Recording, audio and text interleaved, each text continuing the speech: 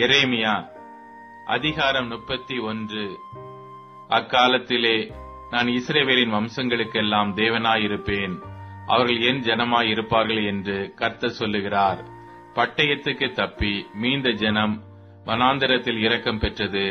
இஸ்ரவேலுக்கு இளைப்பாறுதலை கட்டளையிடப் போகிறேன் என்று கர்த்தர் சொல்லுகிறார்.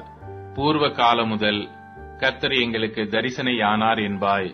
ஆம், அநாதி சிநேகத்தால் உன்னை சிநேகித்தேன், ஆதலால் காருண்யத்தால் உன்னை இழுத்துக் கொள்ளுகிறேன். இஸ்ரவேல் என்னும் கன்னிகையே, மறுபடியும் உன்னை கட்டுவிப்பேன், நீ கட்டப்படுவாய். மறுபடியும் நீ மேள வாத்தியத்தோடும் ஆடல் பாடல் செய்கிறவர்களின் களிப்புள்ள கூட்டத்தோடும் புறப்படுவாய். மறுபடியும் சமாரியாவின் மலைகளிலே திராட்சை தோட்டங்களை நாட்டுவாய். நாட்டுகிறவர்கள் அவைகளை நாட்டி அதன் பலனை அனுபவிப்பார்கள். எழுந்திருங்கள், சீயோனில் நம்முடைய தேவனாகிய கர்த்தரிடத்திற்கு போவோம் வாருங்கள் என்று எப்பிராயீமின் மலைகளில் உள்ள ஜாமக்காரர் கூறும் காலம் வரும். கர்த்தர் சொல்லுகிறது என்னவென்றால், யாக்கோபின் நிமித்தம் மகிழ்ச்சியாய் கெம்பீரித்து ஜாதிகளுடைய தலைவரின் நிமித்தம் ஆர்ப்பரியுங்கள். சத்தத்தை கேட்க பண்ணி துதித்து, கர்த்தாவே, இஸ்ரவேலில் மீதியான உமது ஜனத்தை ரட்சியும் என்று சொல்லுங்கள்.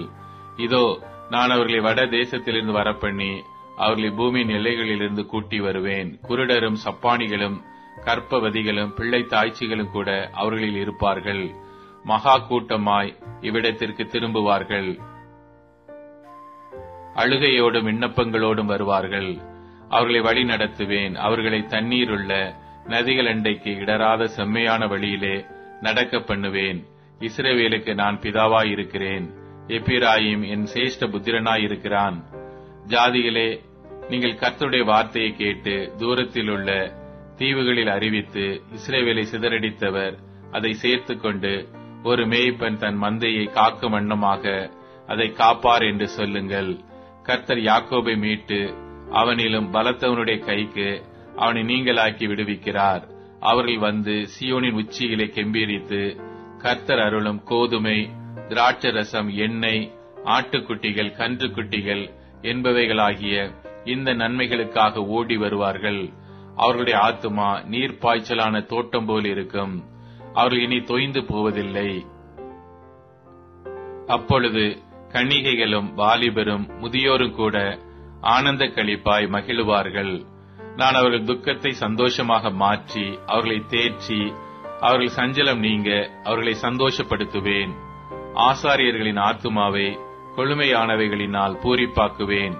என் ஜனங்கள் நான் அளிக்கும் நன்மையினால் திருப்தியாவார்கள் என்று கர்த்தர் சொல்லுகிறார். ராமாவிலே புலம்பலும் கசப்பான அழுகையுமாகிய கூக்குரல் கேட்கப்பட்டது. ராகேல் தன் பிள்ளைகளுக்காக அழுது தன் பிள்ளைகள் இல்லாதபடியால் அவைகளின் நிமித்தம் ஆறுதல் அடையாதிருக்கிறாள் என்று கர்த்தர் சொல்லுகிறார். நீ அழாதபடிக்கு உன் சத்தத்தை அடக்கி, நீ கண்ணீர் விடாதபடிக்கு உன் கண்களை காத்துக்கொள் என்று கர்த்தர் சொல்லுகிறார். உன் கிரியைக்கு பலன் உண்டென்று கர்த்தர் சொல்லுகிறார். அவர்கள் சத்துருவின் தேசத்திலிருந்து திரும்பி வருவார்கள். உன் முடிவை பற்றி உனக்கு நம்பிக்கை உண்டு. உன் பிள்ளைகள் தங்கள் தேசத்துக்கு திரும்பி வருவார்கள் என்று கர்த்தர் சொல்லுகிறார். நீர் என்னை தண்டித்தீர், நான் பணியாத மாடு போல் அடிக்கப்பட்டேன். என்னை திருப்பும், அப்பொழுது திருப்பப்படுவேன். நீரே என் தேவனாகிய கர்த்தர். நான் திரும்பின பின்பு மனசாபப்பட்டுக் கொண்டிருக்கிறேன். நான் என்னை அறிந்து கொண்டதற்கு பின்பு விழாவில் அடித்துக் கொண்டிருக்கிறேன். வெட்கி நாணிக் கொண்டும் இருக்கிறேன். என் இளவயதின் நிந்தையை சுமந்து வருகிறேன் என்று எப்பிராயீம் துக்கித்து புலம்பிக் கொண்டிருக்கிறதை நிச்சயமாய் கேட்டேன். எப்பிராயீம் எனக்கு அருமையான குமாரன் அல்லவோ? அவன் எனக்கு பிரியமான பிள்ளை அல்லவோ? அவனுக்கு விரோதமாய் பேசினது முதல் அவனை நினைத்துக் கொண்டே இருக்கிறேன். ஆகையால் என் உள்ளம் அவனுக்காக கொதிக்கிறது. அவனுக்கு உருக்கமாய் இறங்குவேன் என்று கர்த்தர் சொல்லுகிறார். உனக்கு குறிப்படையாளங்களை நிறுத்து, உனக்கு தூண்களை நாட்டு. நீ நடந்த வழியாகிய பாதையின் மேல் உன் மனதை வை.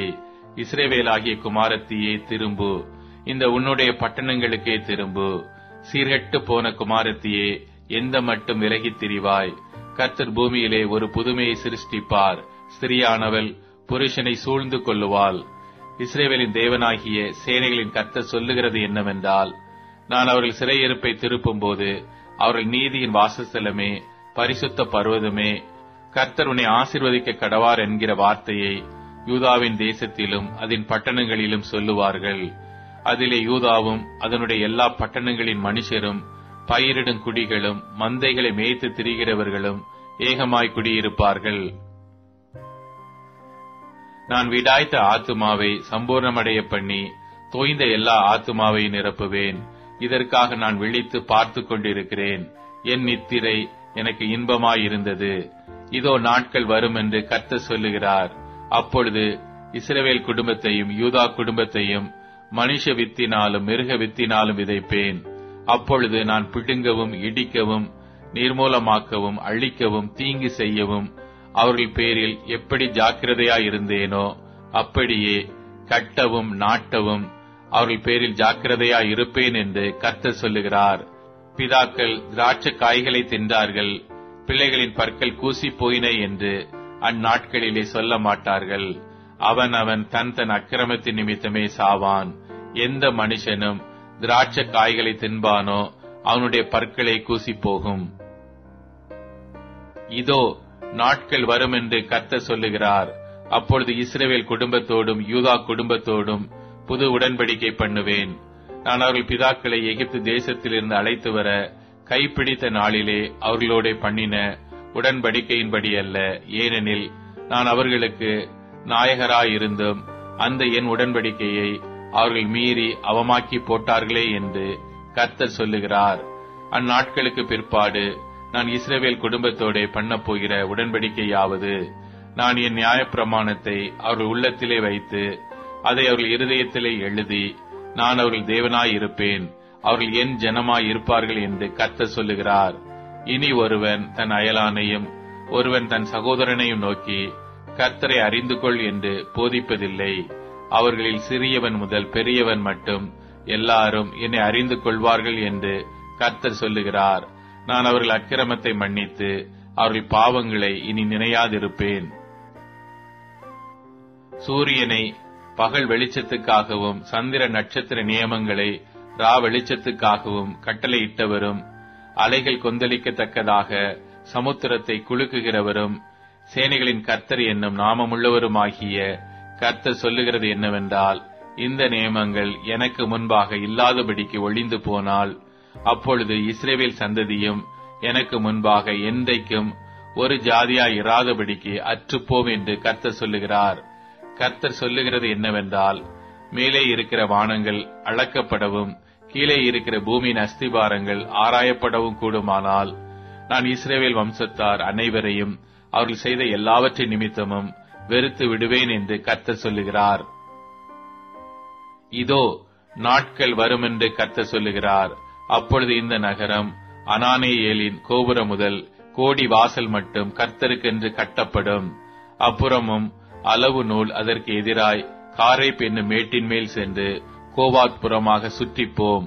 பிரேதங்களை புதைக்கிறதும் சாம்பலை கொட்டுகிறதுமான பள்ளத்தாக்கனைத்தும் கீதரோன் வாய்க்காலுக்கு இப்பாலே கிழக்கே இருக்கிற குதிரை வாசலின் கோடி மட்டும் உண்டான சகல நிலங்களும் கர்த்தருக்கு பரிசுத்தமாயிருக்கும்.